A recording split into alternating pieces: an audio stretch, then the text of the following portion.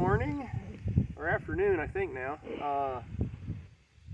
Well, last time you saw the truck, didn't have these. Take a look at these. Brand new shoes for it. Goodyear Wranglers. They're the Workhorse ATs. So I've got brand new shoes all the way around. They handled well enough on the road with a little bit of slush the other day. And then the past couple of days I've been taking them around in the field to pick up firewood with. And I'm pretty pleased with them. Come on over here. While I had the truck in the shop, over here, the truck's over here, I also had them go ahead and replace that rear shackle for me because I was having all that trouble getting that off of there. And boy, I'm glad I did, because they had a lot of trouble too, even with all their tools. So so I got that done. It's a happy truck now. It can actually you know, sit up on its suspension the way it's supposed to. So let's go ahead and fire this up, and you guys can watch me crawl with it in four-wheel drive.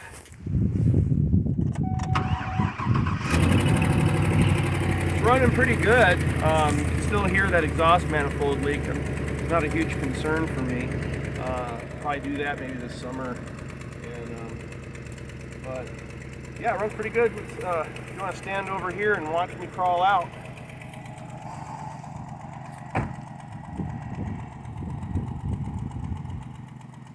It's always a good omen when you got metallic on. Yeah, on the radio. So it's already in 4 low. I'm going to put it in first gear. I'm not going to put it in drive. I don't want it to shift. I want to stay in the crawl state.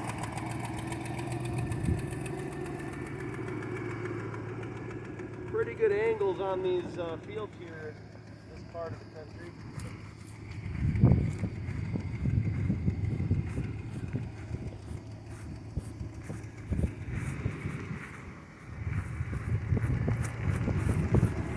No reason to go fast. Walking speed's fine.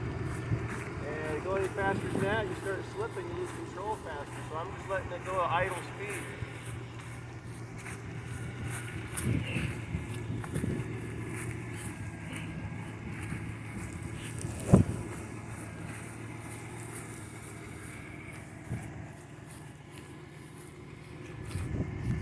Think they get the gist?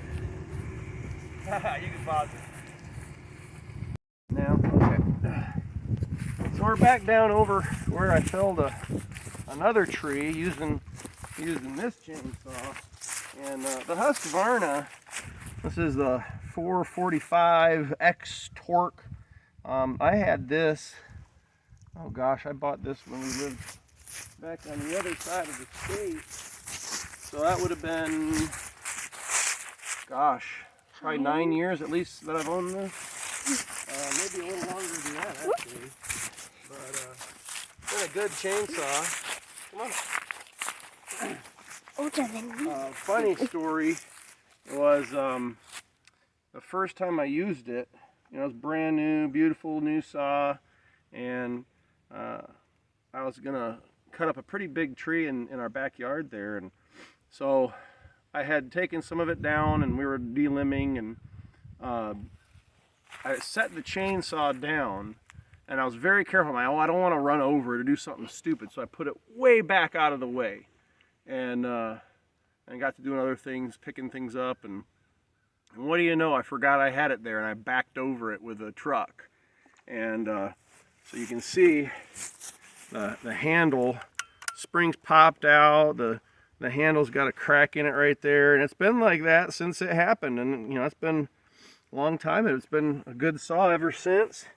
The only thing I've ever done to it is tweak the carburetor settings just a little bit, and I actually brought it to a small engine repairman, and I had him make it so I could use old motor oil for the bar and chain instead of the expensive bar and chain oil.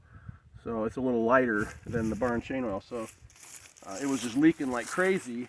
So I put a different seal on there to allow it to use this old motor oil. So here's the tree down here, camera lady, if you can see. And Actually, it starts right here. Right here. You see right there? Oh, right there. See where I'm pointing? Where I'm pointing, right there. Look at my finger. I'm pointing right there. This. Yeah.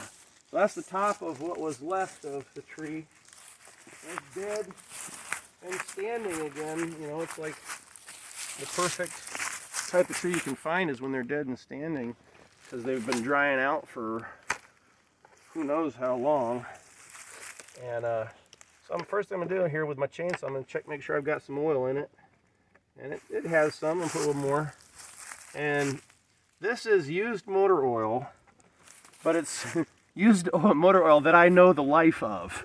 Okay, I wouldn't be putting, like the truck I just bought, I wouldn't be putting its used motor oil in there because I don't know how long it's been in there. I don't know how old it is, that sort of thing. So I left my fuel out here from yesterday. I knew it wasn't going to rain or anything, so I figured I'd just leave it. One less thing to hike back up the hill. And but you can see from there all the way down to there, I've already taken sections of tree out. And the first time I actually I'm like, oh, I'll just chop it on the spot. Look here, look here. I'll just chop it on the spot. That way I don't have to do it when I get back. But then you have all these loose pieces of firewood you're having to carry up to the truck to get back to the barn. So it ended up working better this way. All right. Be careful coming down the hill. Watch your eyeballs on the trees. So one of my viewers asked if I could do a little kind of like a how-to on a chainsaw, and most folks probably get back a little bit more. Asked if I could do like a how-to safety type thing on a chainsaw. So some of the things that are probably the most dangerous is just starting it, because if it's cold, as you pull it can grab sometimes and yank different ways. So on this saw, it's got a primer. It says to push this a few times. Get a little fuel in there, and you flip up. Make sure you're watching. Okay. I'm gonna put this up in the starting position, and then what I'm gonna do is I'm gonna stick my foot right in the handle. So I got my foot on the handle, and I have my weight down on this top handle here, and that's gonna prevent anything from, you know, it being able to kick back at me. And then just give it a quick pull.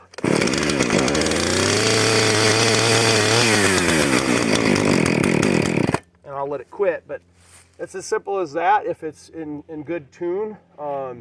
You notice the chain on that's flinging around. You know, I don't like that, but the way I have the carburetor adjusted, it runs good, and I'm just gonna leave it. So be aware of that. But again, that putting your foot right here is really important. As soon as it starts to catch and start, you flip your choke back down, and that's how it was able to start. Otherwise, it would have quit. So, but once you have it started once, it's usually easier after that.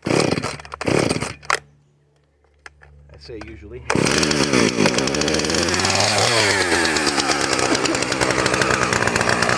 This is already busted up. As it came down, it started breaking apart.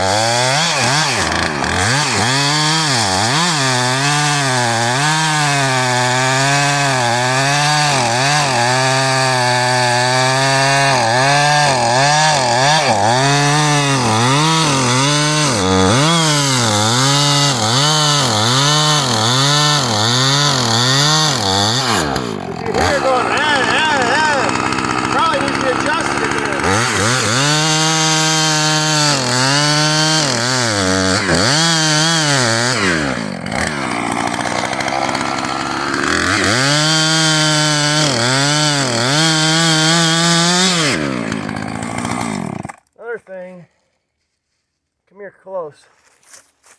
You can see the sawdust I'm kicking off here is really fine. And that could be a couple of things. It could be the type of wood that you're dealing with. This is really dry, really brittle wood that just kind of flakes off real easy. It could also mean that my chain is getting dull. So you're getting, when you get these smaller chips. With a good sharp chain, you'll get bigger chips. But this is really dry, again, really brittle. I mean, just scratching at it, you can get it off. So that's probably more what it is. Very dry. Another thing you can do, if you're wondering how good a firewood you have, and you don't have one of those handy dandy moisture meters that they stick in there and test the moisture content, you can just take something and hit it. Listen. That didn't work so well.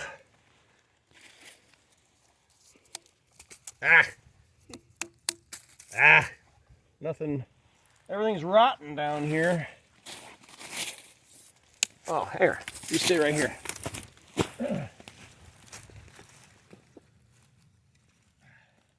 Get my old broken axe and give that a whack, and you can hear that, like, kind of almost a tinny sound. So, and it kind of rings all the way through it. And that tells you it's really good and dry. So, anyway, let's do a couple more here.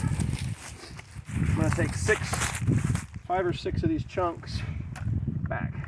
Whoop. I got so used to use the electric chainsaw, I went like this to go. I'm like, wait a minute, why isn't it working? You got to start these old gas jobs. These old-fashioned saws.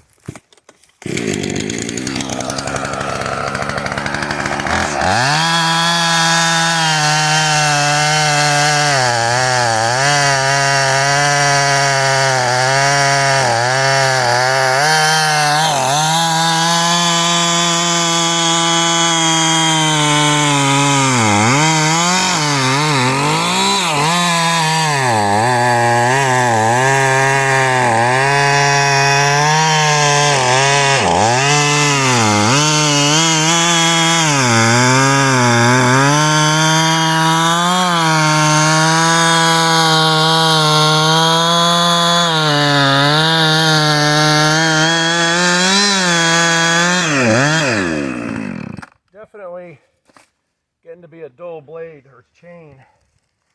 Should have gone through that a lot faster. And toward the end there, I could even smell like a little bit of a, you know, that burn smell, like it's just kind of burning through rather than cutting through.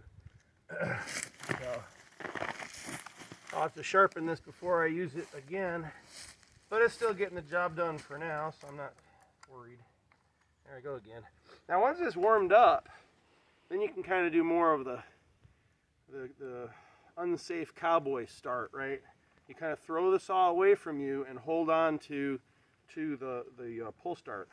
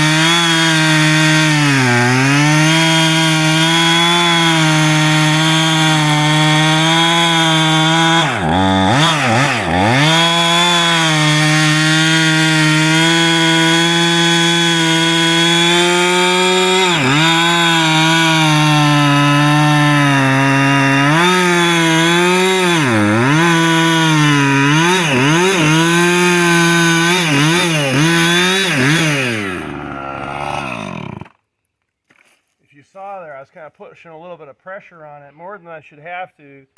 That's the last cut I'm going to make with that before I sharpen the chain again.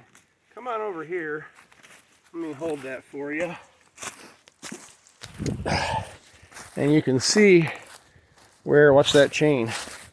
Let's see where I took the tree down, way down here in the creek bottom. And it was very awkward actually to get to this. Just to give you some idea, I'm about 6 feet tall and I'm at eye level. So trying to stand up here was helpful, but then to try to do the back cut was kind of difficult. So I took the wedge out, and then the back cut I actually made with that electric chainsaw, that blue cobalt. I made the back cut with because I was able to reach with it better than a little heavier gas model. Even though it's not a super heavy model, I was able to get behind that tree and cut from one side, and then from ground level on the other side of this fence, cut from the other side. So, and then what I did, because it was mostly straight up, is I used that old axe that I just wrapped on the tree with, used it as a wedge, and hit that in to knock the tree down where I wanted it to go, and it went off pretty well. So next thing is to carry these. So you need to be watching the screen to know what it's looking at. Alright, so this is the hardest part of the whole job. You can see where the truck is way up there. I've got to carry these things up there. So if they were still wet, man, that'd be a heck of a job. I'd have to try to get them split down to a smaller size, but as they are, I can actually carry them just barely light enough for me to get up this hill with them all the way to the truck.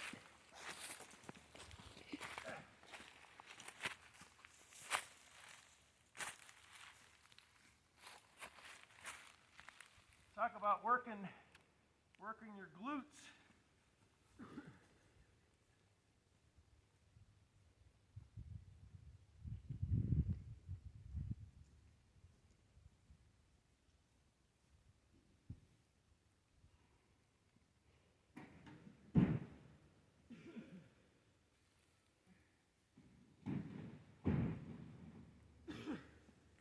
You didn't want to come with? Hit pause and climb the hill.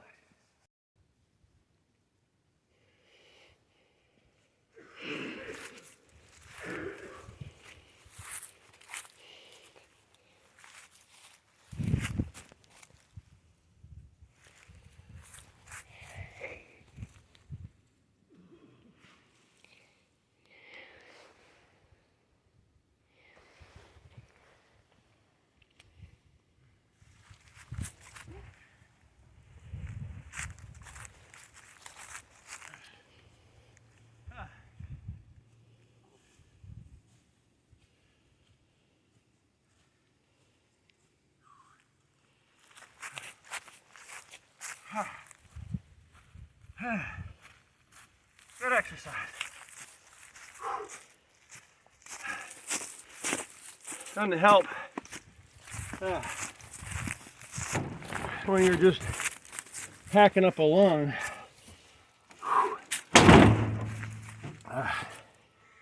You'll hear different people say different things when you're getting over a cold, or in this case, Rona. But I've heard a few people say you lose your breath faster. I believe them. Of course, that's hard enough anyway. So, my mom, she was in healthcare, and she's like, well, you need to exercise those lungs. Well, here we are. We'll pick this video back up, chopping these up. Kind of fun actually watching chop up a log a little bigger than the last video. So go ahead and pause it.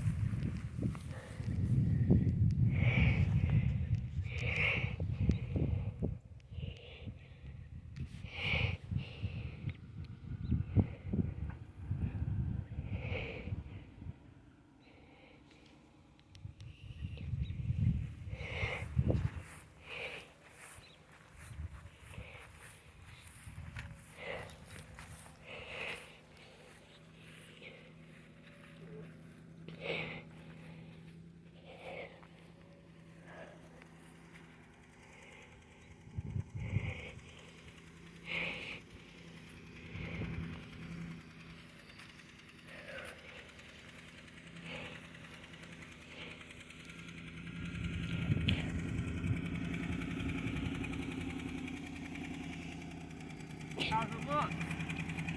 Good looking truck? Or just the guy in it good looking? Ha ha! You can pause it.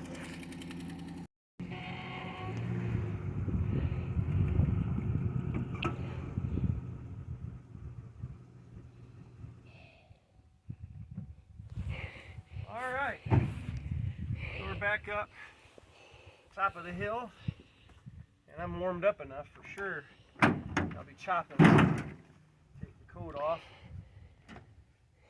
And I'm going to start with it. Slightly shorter one. Stay over there. I'm coming your way. Kind of put it on my hip like a baby, right? Now's the fun part.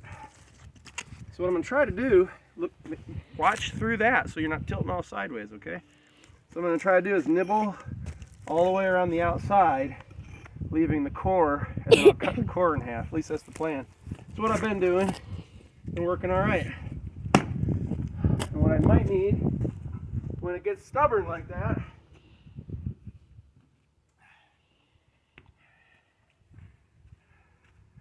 another one to drive it through, like so. And then you get some thin ones too for your fire if you're just starting it, or you don't want a lot of burn time.